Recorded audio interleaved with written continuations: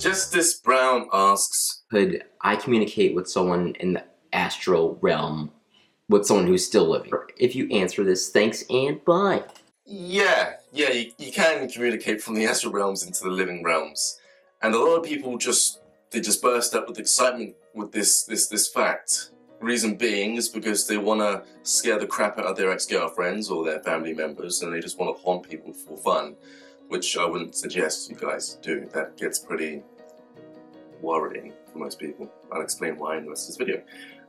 But there are 4 ways in which you can communicate today if you're an avid practitioner of astral projection, how you can communicate from the astral realms into the living realm, into 3D, right? This is how I do it. Recently, I've been talking about walk-ins. I've recently uploaded a video onto my YouTube channel where I talk about Santa. Yes, the Holy King. Check it out, it's pretty cool. It's about a lucid dreaming experience whereby an astral being can interfere with somebody else's dreaming process, okay? This is one way to interfere with somebody else's dreaming process, to communicate from the astral realms through to the living. Now, I know it's not directly a living state of consciousness. You're not completely aware of somebody who's awake completely and you're talking to them. However, this is just one way to communicate with somebody who doesn't know how to astral project at all. So it does have some benefit to it when it comes to communicating from the astral realm to the living realm. Now, do I have an experience with this other than Santa?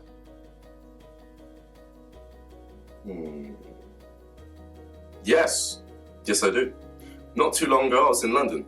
Okay, I was practicing loads of different types of lucid dreaming experiments, along with astral projection experiments. A lot of people kept asking me the question, can you astral project with somebody else in your bed? The answer is no. Why? The energy completely throws you off. Yeah. Instead, we decided to do a lucid dreaming experiment. Now, she was in my bed. Okay, she came over to my house. Okay, and we tried to both go into a lucid dream together. Okay. And as we went through the stages, which I teach as to how to go into a lucid dream, as she started to go down into the layers of theta hertz mindsets and thinking, something quite cool happened. We both woke up in the same space, in the same dream. Only I was completely lucid, and she was completely unconscious to the fact that she was dreaming. Okay, now, so what's going on here? Well, A, I could be in my astral form and I've just walked straight into her dream, or B, I'm a lucid. No, yeah, that is the only explanation. What ended up happening was her and her excitement and her curiosity ended up getting up and noticing the people within my household, my family members. It was a bright sunny day outside. We went outside for a walk. Okay, now we're on the road outside my house, and we noticed to our left her car, a Mini. A fantasy car, the car that she wants to have here. No doubt as to why it showed up within the lucid dream. But I said, look at this. And I put my hand, if you've ever done this on camera, where you go like this, and you imagine squeezing somebody's head like a grape, you know, like, it's pretty much what I did with the car. Only I didn't squeeze it like a grape, I went like this. And I imagined the car was in between the hands, okay, in between the square. I moved my hands like this to one side and I squeezed my hands together. After which, moving my hands and her car was missing off the side of the road. I then opened my hands and shrank her car to the size of a Scale Electric's car, something incredibly small. You know, when you press the button and it goes around the loop-de-loop. After which I showed her, she was amazed, and I put it inside her pocket. Not too long afterwards, she completely lost focus, went back to her unconscious ways and ran up the hill into a house full of my old friends. Okay, now this was like a collaboration when it came to us creating this lucid dream together. Reason being is because I've recently been thinking about seeing some old friends, and because I had that thought at the back of my mind before we went and did this experiment, they showed up. They showed up in the lucid dream. Okay, so now after I tried to wake her up and I chased her throughout this entire house, which seemed to be a party going on, that just kept her more distracted. After which I left the house and I thought, you know what, I'm going to try and fly for a bit. I jumped, took my time jumping. you know, to fly, because I wanted to try and figure out as to how it felt for my physical body to fly, so that I can try to recreate it over here. I know it sounds awesome, but who knows, maybe one day it will work. I once heard a rumor about a priest spent a month within his room. He locked himself in his room. He then left and he discovered the secret of weightlessness completely on his own. If he can do it on his own, I'm pretty sure anyone can do it on their own. Okay. After which, returning back to my body to wake her up and ask her what it was that she had experienced. I then brought my consciousness back to my physical body, nudged her, and I asked her to explain what it is she had remembered. Now, she had remembered the most of the lucid experience after the previous days before this experiment. She couldn't remember any of her dreams, only now she remembers the specifics of this dream. She remembers walking through my house, and she remembers seeing my family members, which is pretty cool. Okay, pretty cool. So that's just one example that I've currently used of communicating from the astral realms to somebody who's in the living, who knows nothing about astral projection. This is just one way of communicating in this unique fashion. What's next? I cannot pronounce this word, however, I know that there are people out there who know exactly what it is I'm talking about. The hypnagogic state. I'm pretty sure I probably pronounced that wrong. You can correct me by writing it down in the comments below. But it's basically a state where everybody reaches when they're trying to fall asleep, where they feel themselves jolting or they feel themselves falling as they begin to fall asleep. Now, something people have in common, there is a brief gap between astral projectioners and between lucid dreamers and normal dreamers. Every part of these three activities include this hypnagogic state. It's weird me saying this because I know I'm not saying it right. During this state, there is a phase in which people can communicate from the astral realm to the 3D realm. There is a point of space where people enter where it opens this potential for people to hear direct communications, okay? Voices in their head. It's like a telephone signal. First you hear static, then you hear people speaking to you. Okay, now I've had this experience once before when I was trying to do water fasting, you know, where you go for a certain period of time without eating anything, you just drink water. And on the fourth day, I was going in and out of these stages, the hypnagogic state, after which hearing a woman's voice speak to me for at least 20 minutes, like full on. I could hear her clear. The reception was great, okay? I could hear everything she was saying, why she was saying it, and she was saying I needed to become a light being, join us become a light being, and she kept going on and on and on about how to do it, why it's important, and my mission on, well, my life path when it comes to what it is that I'm currently involved in with making these videos and teaching people how to astral project, okay?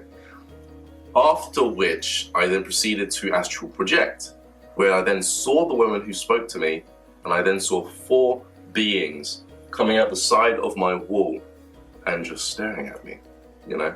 It was pretty cool because they didn't have facial features. They looked very much like the film, is it Next? Or the Day, that's not the Day the Earth, actually it might have been the Day the Earth stood still.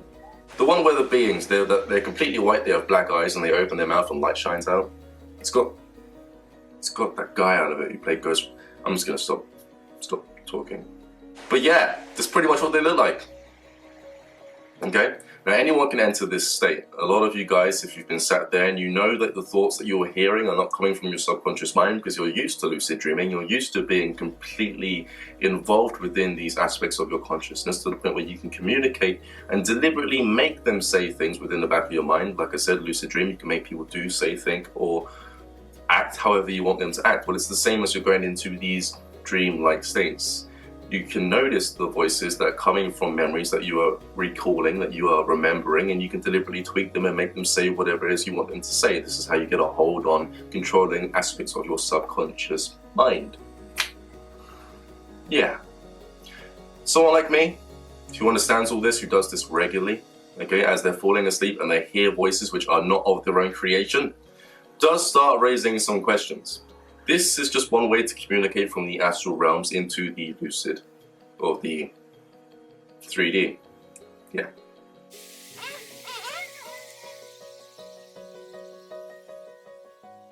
Next, have you ever walked into a room where someone's had an argument? You can feel it.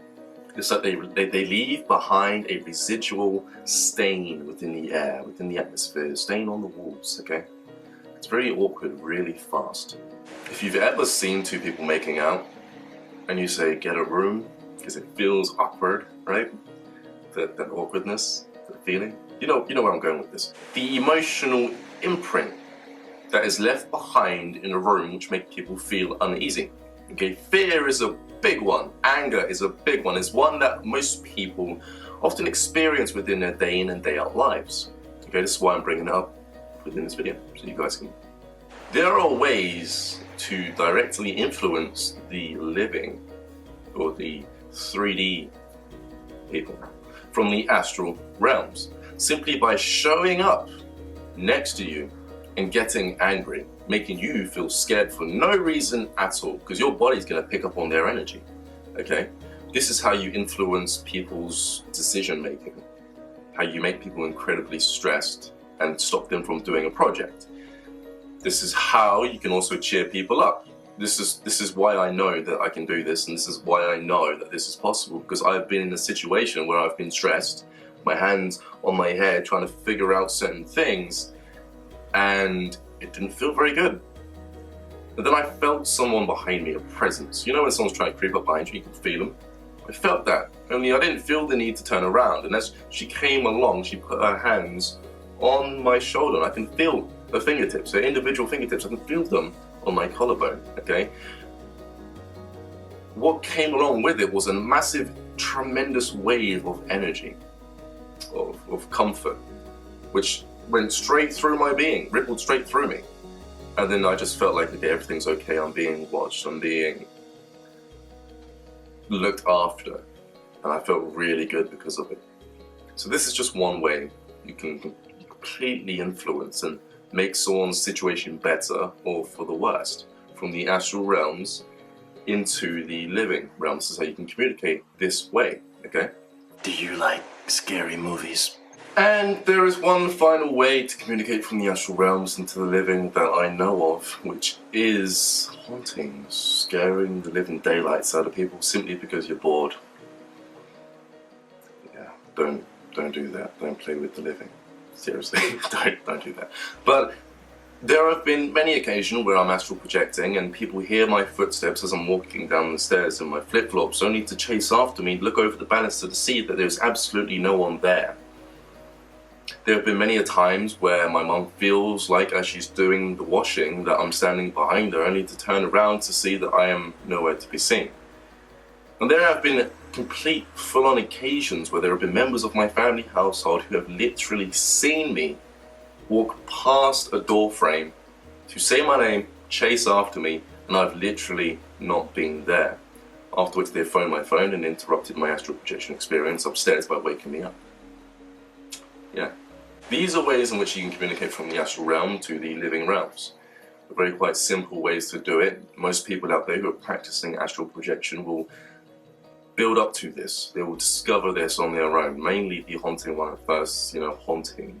You're not doing it on purpose, I mean, when I'm astral projecting, I'm not intentionally trying to scare the daylights out of my family members. I'm just doing it. I'm just walking around, flying, walking through walls, speaking to entities, and they just so happen to catch a glimpse through the 3D realm, past the veil into the astral realms. They just so happen to see me. I'm not trying to do it intentionally, so it's not like I'm trying to scare them, right?